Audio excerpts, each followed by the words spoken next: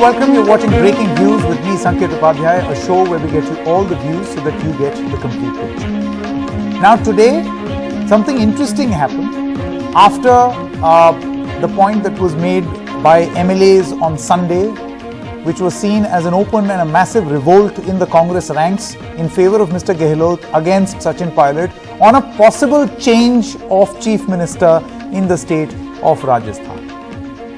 While all of that happened, Ashok Gehlot came and met the Congress President, Sonia Gandhi, and this is what he said.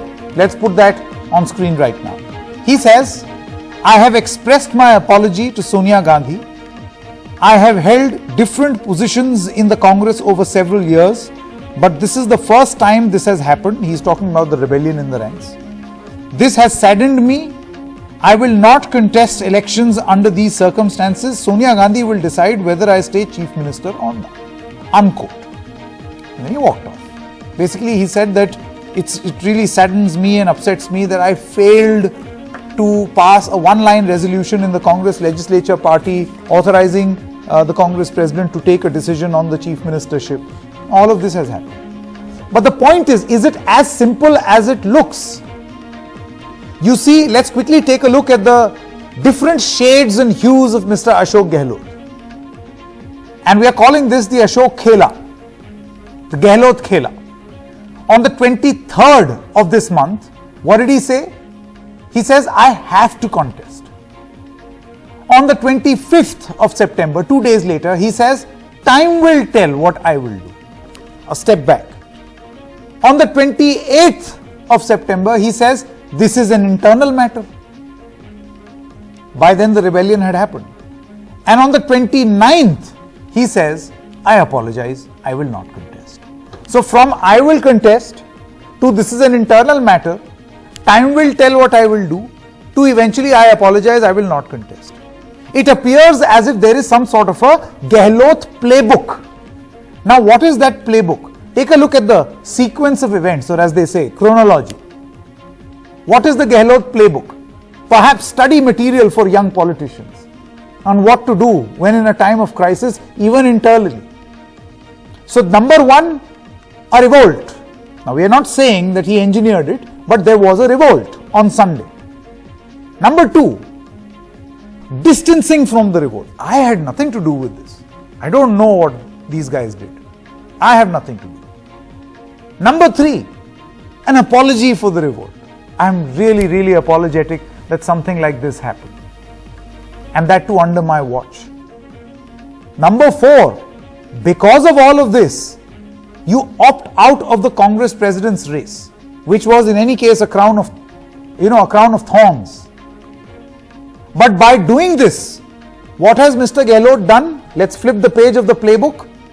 He has ended a vacancy for the post of Rajasthan Chief Minister, because now he doesn't have to vacate. Now he is not contesting for Congress President. But he has authorized the Congress President to take a decision on whether he should remain the Chief Minister or not, thus putting pressure on her. You see, the only reason why you wanted me to go was because I could have possibly been the Congress President. Now I'm not being the Congress President. So the question becomes redundant.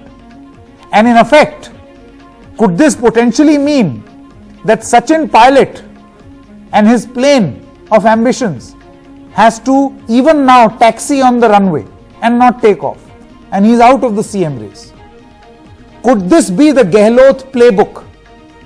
And will things move according to this playbook? Because you know what has happened right now is that Sachin Pilot is now also meeting Sonia Gandhi. She's supposed to decide. KC Venugopal says that she will decide in a day or two. So has this, or is this a situation where Gehlot has gone by his playbook? Perhaps, one does not know, as there are indications, engineering a revolt, then apologizing for it, creating a situation where then he resorts or resolves the situation, and then eventually continues as Rajasthan Chief Minister. And by doing this, in the Gehlot Khela, has he trumped the High Command? Or is it the other way around? See, this is very interesting. Or is it the other way around, where the High Command will now not have any trust in Mr. Gehlot? having thought that this is a guy who can go against his own. He can trump, he's using the loyalty card, Mr. Ashok Gehlot. All sorts of possibilities being discussed, but could this potentially be Mr. Gehlot trumping his own high command? That's the question of our discussion right here. Before we go any further, let's listen in to the different shades or the different voices of Ashok Gehlot. Date तो मैं fix अब जाके करूंगा, पर मुझे ये तय है कि मुझे कंटेस्ट करना है। वो तो समय बताएगा कि मैं कब किस पद पे जाऊं या नहीं जाऊं।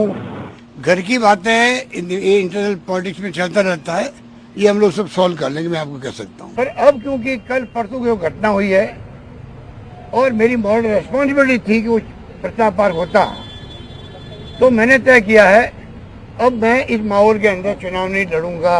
ये मेरा फैसला है। मैं इस माहौल में चुनाव नहीं लड़ूंगा.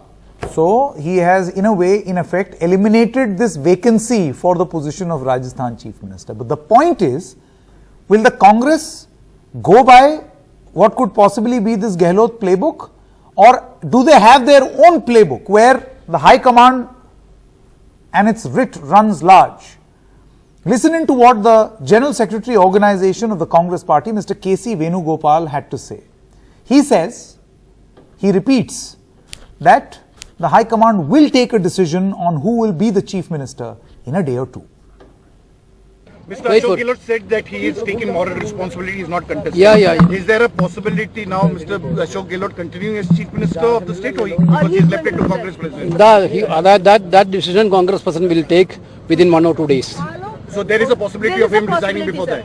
No, I cannot say anything. That decision of Chief Minister of Rajasthan will be decided by the Congress President within 1 or 2 days. That's all. Okay.